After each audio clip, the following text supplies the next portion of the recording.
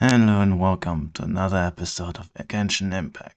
Today we're gonna see the 5.1 live stream, and let us just get in.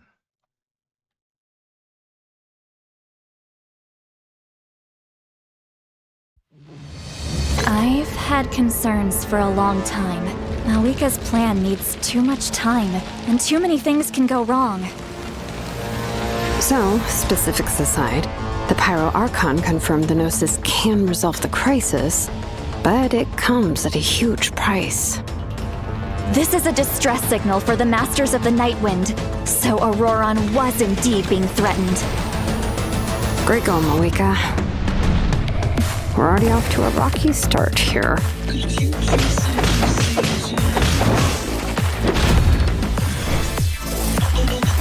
Bring it! Letting praise names echo! Damn! If she's trying to finish that ancient name, there's only one place she could go. His soul is temporarily restrained by us, and it appears to have become more fragile in the process.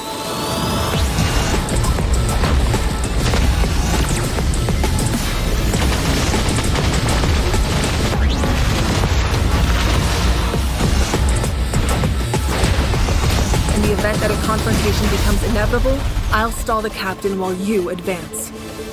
And once you've learned the truth that the Pyro Archon Malwika would never willingly share with you, you may just find it in your heart to consider my proposal.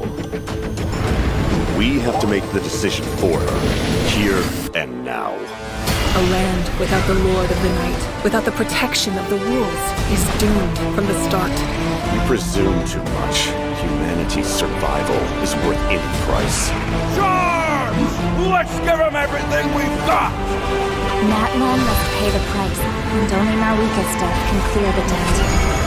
All I wanted was to see her again. My end will not come first, and I'm not giving up! If I could go back, I would do whatever it took to ensure their survival. You've experienced something similar, Malwika. You should know exactly what I mean.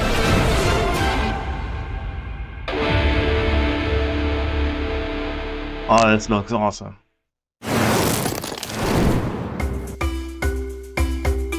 Yeah, as always, we're skipping this.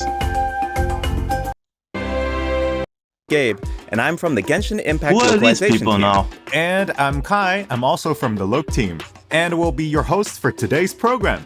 We're usually translating Genshin Impact behind the scenes, so it's an honor to talk about the latest update. I'm pretty stoked about what's coming in version 5.1. Totally. I'm sure that everyone else is just as excited to find out about the new update. Then let's give them what they've been waiting for. First up, Shilonen will be our new playable character in version 5.1. Whoa, Shilonen has a lot going on. Where should we start?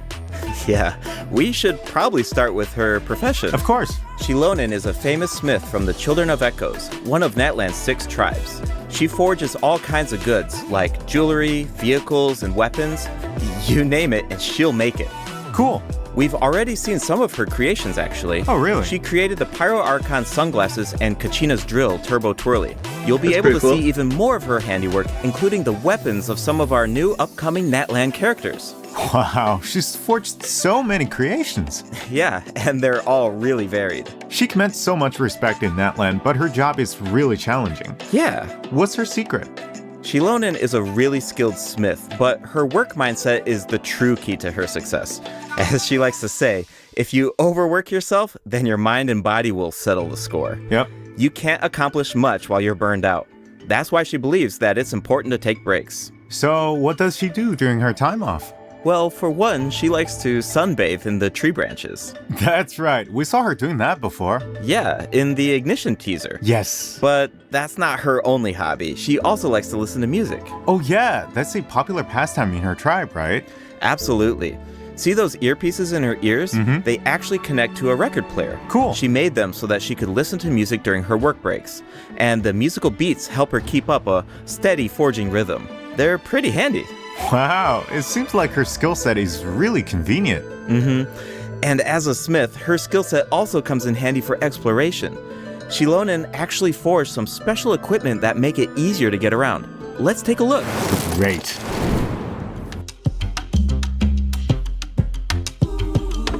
Ooh, she's in her Night Soul's Blessing attire. Cool.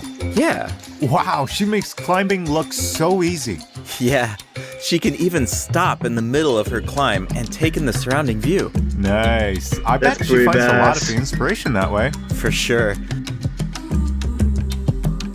When she finds something interesting, she immediately springs into action. I like her eyes.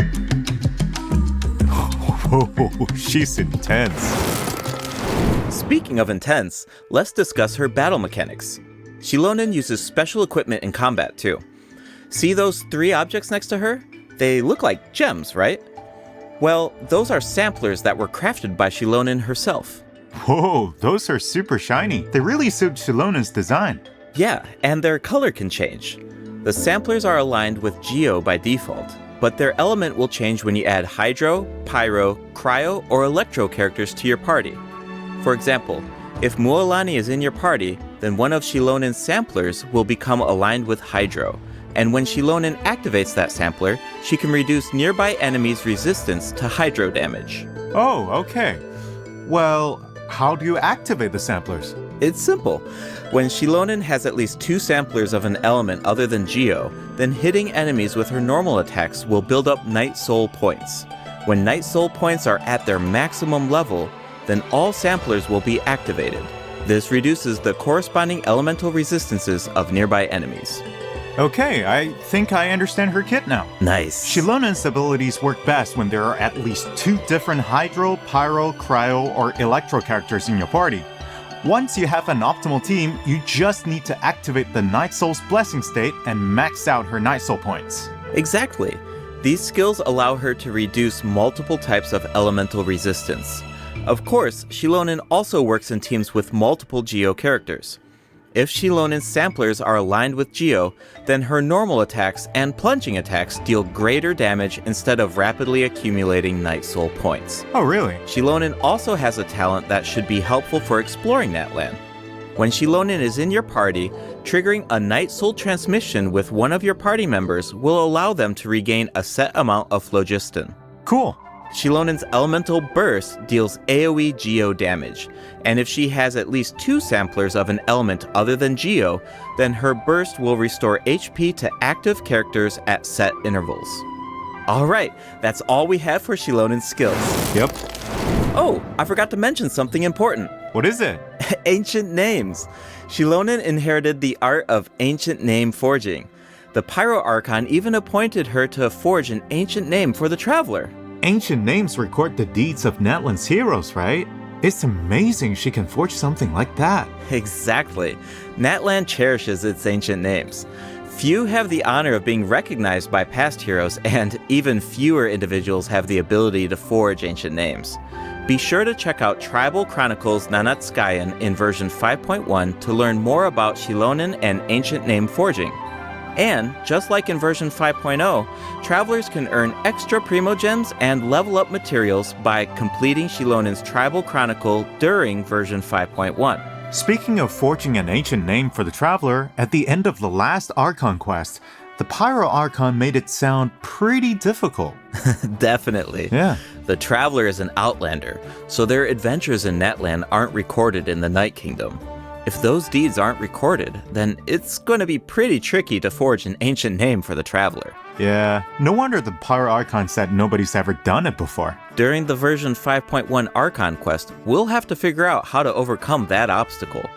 We'll also get the chance to meet Citlali from the Masters of the Nightwind. Her tribe is said to be extremely knowledgeable about the Wayub, so she might be able to turn the tides in our favor. Yes! Of course, the Traveler's ancient name won't be the only obstacle. The threat of the Abyss remains, and it seems like Auroran, a mysterious member of the Masters of the Nightwind, is working on a secret plan. Ooh, there's so much to look forward to. Travelers can also earn extra primogems from this Archon quest, right? You're exactly right. Just like in version before. 5.0, travelers can earn an extra 500 primogems if they complete the Natlan Archon quest Act 3 and Act 4 during version 5.1. But that's not all. Extra rewards will also be available for exploring Natland during version 5.1. Travelers can earn a total of 400 extra Primo Gems by completing related world quests and increasing Natland exploration progress. Travelers who already reached the required amount of progress in version 5.0 can directly claim the rewards during the new version. But don't worry if you're more laid back about exploring new regions. These exploration rewards will be available for 2 versions. That means you will have all of version 5.1 and 5.2 to satisfy the conditions and claim the rewards. Yeah. Can we expect similar rewards to become available as the map expands in future updates? You bet. Limited time exploration rewards will be offered for all future Natland areas. Yes. Each time a new region is released, the exploration rewards will be available for 2 versions. That's That fine. way, travelers should have enough time to explore the new maps and claim those extra Primo Gems. Each version comes with a ton of activities. You might even come across some opportunities for exploration during certain commissions or events. So you'll definitely have a ton of chances to work towards those rewards. We should give the travelers an example. No problem. In version 5.1, travelers will be able to take part in an event called Aphid Treasure Trace. They'll work together with Shilonen to track down and capture phlogiston aphids. It's not as simple as I make it sound though. These creatures have been corroded by the abyss, which caused them to grow unnaturally large. Wow, is nothing safe from abyssal corrosion? Natland's really going through a tough time. Tell me about it. Luckily, the corrosion levels are still reversible. Start by unleashing attacks with your characters, then use Shilonen's insect net to break their shields. Once the surrounding shields are down, travelers can purify the abyssal energy inside of them. Elsewhere in Natland, travelers who venture into a specific underground cavern will discover a secret source automaton that was left behind by a lost civilization. The secret source constructor awaits all challengers. If you manage to beat this new boss, then you can earn special materials. I bet Shilonen would love to get her hands on the parts of that automaton. Okay, we introduced our new character and the new boss. Let's move on to the event wishes. In the first half of version 5.1, travelers can look forward to event wishes for Shilonen and Shiori. A new 5-star sword, Peak Patrol Song, will be featured on the weapon banner. Weapon would be good And in the second half of version 5.1, we'll have returning event wishes for Nahida and Hutao. Thank God. Yes, and new 4-star weapons will also be added to the weapon banner during version 5.1. Okay. Keep an eye out if you're interested in them. Oh, I can't wait. But it's about time for our first break. See you soon, travelers. See you soon. We are skipping that, of course. So good so far. Out where we're at. Yep, it's Sumeru City. Things are looking really festive. That's because we're celebrating Nahida's birthday in version 5.1. I still remember how the Sub-Zero's festival kept repeating during the Archon quest 2 years ago. Nahida couldn't celebrate her birthday because the Grand Sage trapped her in the sanctuary of Sorastana. Right, and Nahida's character teaser was so sad. Especially during that third instance of, when I woke up, I was riding in a flower carriage. The sudden change of music was so heart-wrenching. Definitely. The Traveler really helped out by exposing the Academia, and Nahida was able to earn her people's love, but we all feel like she deserves a true birthday celebration, right? Yeah, absolutely. So, in the version 5.1 event, Chromatic Ode of Candies and Roses, travelers will get the chance to give Nahida the birthday celebration that she deserves. Alright, finally! Yeah, actually, I have a few screenshots that I can share with everyone. Do you want to take a sneak peek at this Sub-Zero's festival? Yeah, let's do it. Whoa, that's a lot of people. It looks like they're secretly discussing something. This year, the Academia is organizing a birthday celebration unlike any other. Think of it as a small way to make up for their past mistakes. Plus, the Traveler has teamed up with a bunch of friends from Sumeru to prepare a special surprise for Nahida. Oh, I can't wait to see her reaction. Of course, a surprise is only as good as your ability to keep it a secret, so don't give it away, travelers. The flower carriage is another important part of Sub-Zero's festival. This year, our Sumeru friends have created a miniature carriage to simulate the parade. That way, it can go off without a hitch. That's so nice of them. And the Traveler will serve as the Knight of Flowers during the real parade, escorting the carriage along the route. Wow, so the Traveler is like Nahida's protector. Yeah, it looks like the Aranara are also involved in the festival. If you want to learn more about this year's Sub-Zero's festival, including the birthday surprise, then be sure to check out the event during version 5.1. It's time to make some memories sweeter than candied Agilenak nuts. Travelers can also look forward to different types of gameplay during the event. Remember the parade simulator that we saw in the earlier screenshot? Travelers can take it for a spin during the event, Rocking Carriage. The goal is to control the direction of the carriage to avoid obstacles while gathering as many flowers as possible. Collect blessings along the way, and you'll be able to obtain a higher score. Nice. In the second event, in a reflection of reality and dreams, travelers will enter unique dreamscapes, search for anomalies within the dreams, and fix them. Oh, so it's like a spot the difference game. That's one of my specialties. In the third event, Shadow of the Knight's Blade, the Knight of Flowers must eradicate evil on behalf of the Dendro Archon. Earn points by defeating as many enemies as possible within the time limit. You can even increase your performance level and earn buffs by satisfying special conditions during the challenge. This should be a breeze for the Knight of Flowers. Bring it on. Ha! Ha! Oh, wow. Looks like someone's excited for the Sub-Zero's festival. I hope travelers feel the same way. Hey, I'm sure they will. In addition to Nahida's birthday celebration, version 5.1 offers other exciting events. In Feast of Pursuit, travelers will be able to earn rewards by completing various challenges. They can even choose their own difficulty setting. Oh, cool. Each challenge comes with unique buffs. Use them wisely to clear the challenge as quickly as possible. You'll find tougher enemies at higher difficulty levels. In Reminiscent Regimen Thrill, travelers will team up with each other in co-op to tackle a challenge with 4 random stages. Each challenge will feature different Reminiscent reinforcements. Selecting a character that fits the reinforcements featured in each stage will make it easier to complete. Each player can choose a strengthening buff before entering a stage. You can give your team an advantage by choosing a buff that works with the specific stage design. It's all about optimizing your teamwork. Absolutely. After completing the challenge, travelers will earn thrilling stars based on their performance. Be sure to gather thrilling stars if you want to claim the corresponding rewards. New Envisaged Echoes challenges will also be added in version 5.1. Travelers will now be able to obtain echoes for Zhongli and Keqing. Whoa, Zhongli's echo is really cool. Keqing's echo is also beautiful. She leaves a trail of flowers behind her. Whoa, save some excitement for our other updates. During version 5.1, a few familiar faces will also be added to Genius Invocation TCG.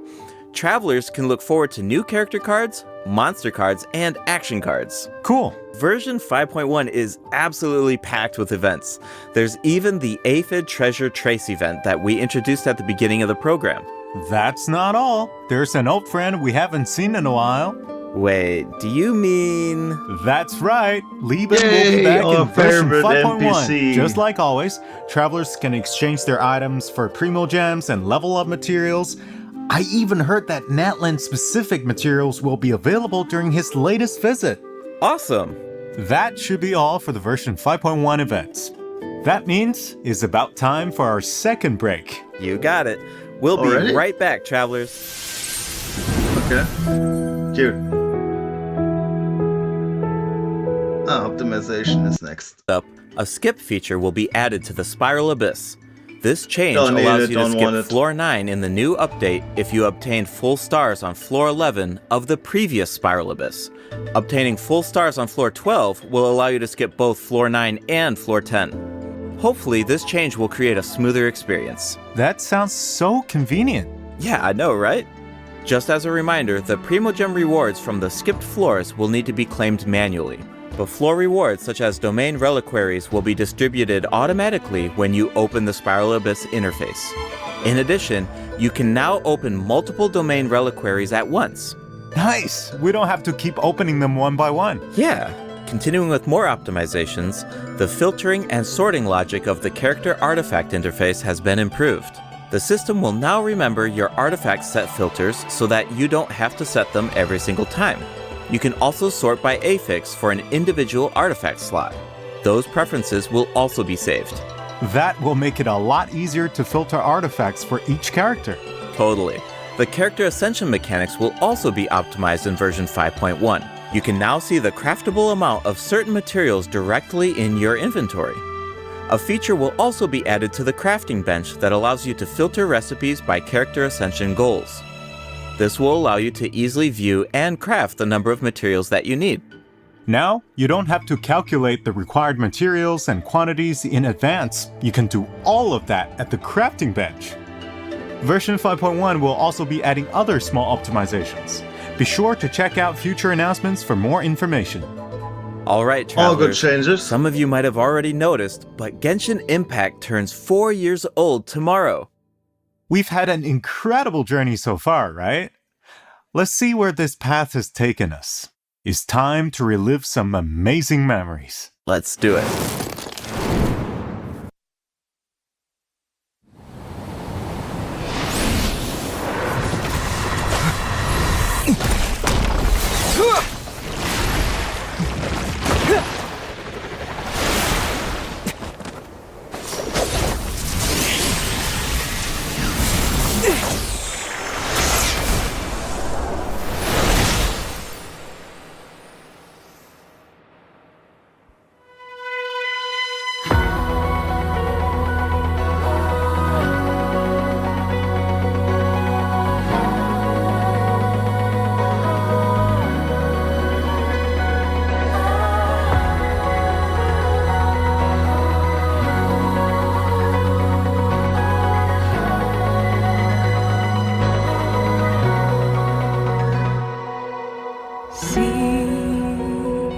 Sometimes it's rainy, sometimes it's cloudy.